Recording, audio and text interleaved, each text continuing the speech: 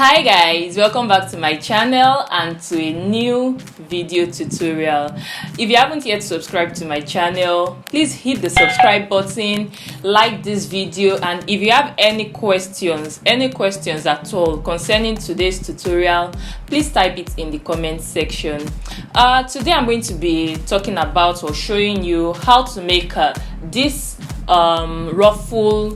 statement ruffle cape dress. So what I'm going to be doing is I'm not going to be starting all the way from scratch for this dress. I'm going to be using this dress that I have as the foundation for the dress, the foundation for where the cape is going to be. So the only thing I'm going to be showing you how to do in this tutorial is to make the ruffle, to achieve that ruffle, that statement ruffle cape at the neckline of the dress.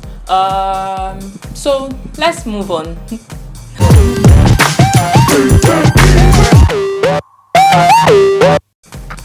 So first things first, I'm going to be measuring the neckline of my dress right here. Then I'm going to add just a little bit extra here for the sleeve, because you can see from the dress, from the picture, that the ruffle extends not just only on the neckline but also on the sleeve. So you add just a little bit. So for me, when I want to like make a sleeve, like for a dress that doesn't have armhole like this, all I do is to add extra 8 inches. So the 8 inches will cover both the sleeve of the front and the back. So 4 inches front, 4 inches back, that makes it 8 inches. So I'm just going to add 8 inches here, 8 inches also here.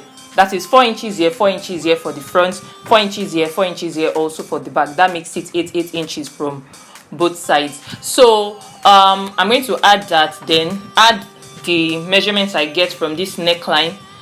I'll add that together, then I'll multiply by 3, just so that, because I'm going to be like gathering my ruffle to get that fullness. So you can multiply by 3 or 4, depends on you, but don't do by 2. Will not be exactly, it will not be huge enough. So let's do like by 3, multiply by 3 or by 4, as it depends on how much fabric you have, obviously, though. So for me, the roundness of my neckline here from the front to the back is 30 inches. So plus the 8 from this side and this side, that gives me 46 inches. So that 46 inches I'll multiply by 3, and that will be the length of how long my ruffle is going to be. So I'm just going to cut that out right now on this fabric, and then I'll show you what it is. So the length will be 46 times 3, whatever I get. Then the width of the ruffle will be just how long you want it. But let me just cut mine, and then I'll show you the illustration of how I did it. Now this is how long my ruffle piece is. You can see that. So the width of this will be just how long you want. Depends on how big you want your ruffle to be, like how wide you want it to be rather. So for me, I'm just leaving it at 6 inches like this. So you make sure you double it. This is it. So you make sure you double it. So this is what my whole ruffle is going to be. Now the next thing for me to do right now, I'm going to fold this up, because if you look at the picture of the dress, you'll find out that from the sleeve right here all the way here is longer, be wider than this part, the center part of the dress. So to achieve that, I'm going to notch where I want the whole shortness of the ruffle part at the center. I'm going to notch where I want that to be, and then I'm just going to trim that part. So I'll just show you what that looks like. So I'm just going to notch this part 12 inches. So I'm going to notch this part, and then I'll open it up. So from this notched part here to this part here is going to be the middle that is going to be shorter than the other part. So now what I'm going to do is I'm going to just trim just a bit of it. Let me just mark this with the chalk so I can. So from here I'm just going to trim just a bit. Let me mark it with the chalk.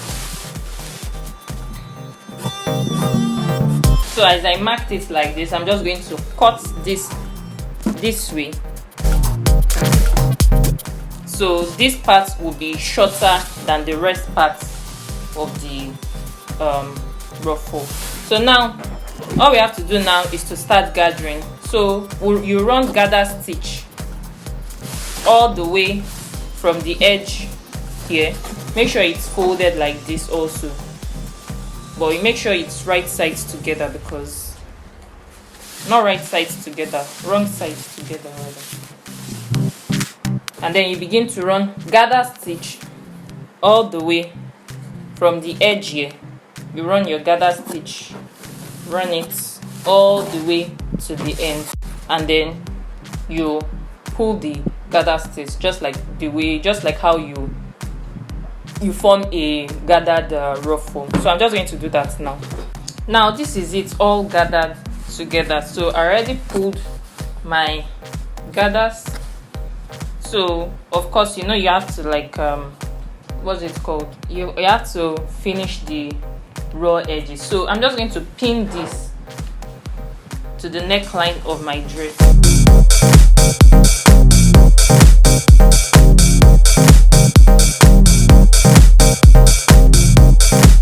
Now I have it all pinned down, you can see this. So I'm going to put this on my mannequin just to see how the ruffle falls. So remember that if you are sewing this dress from scratch, you know, I'm just using like this dress that I have already as a foundation. So if you are sewing this from scratch, you know that before you turn the neckline of your dress with your lining, you need to put the ruffle on top of the dress, then you place your lining on top of it, just so that when you turn the lining to the back, the rough edges of the neckline is enclosed inside the lining, so everything is going to look neat instead of like this. You know, this one is just a demonstration, just an illustration for you. If I'm sewing this from scratch, before I put my lining, before I use my lining to turn my neckline, I would have already placed this ruffle on top of my fashion fabric like this. Then once I place it, I place my lining on top of it, then I sew down the neckline. So by the time I turn my lining inside, all of the rough edges here is going to be like inside the wrong side of the lining. So let me just put this on my mannequin just so you see how the whole thing looks like. So notice the middle part right here. You can see that this part is is shorter than the rest of this part and this part, and that is the part we trimmed earlier when we were cutting this fabric. Now this is what this is going to look like, because my mannequin doesn't have a hand, so everything is like pinned to the side of my I've pinned it all to the side of my dress. So if it had a hand, you would have seen how pronounced this part will be on the sleeve of your dress. So, and that is basically all there is to do to this tutorial.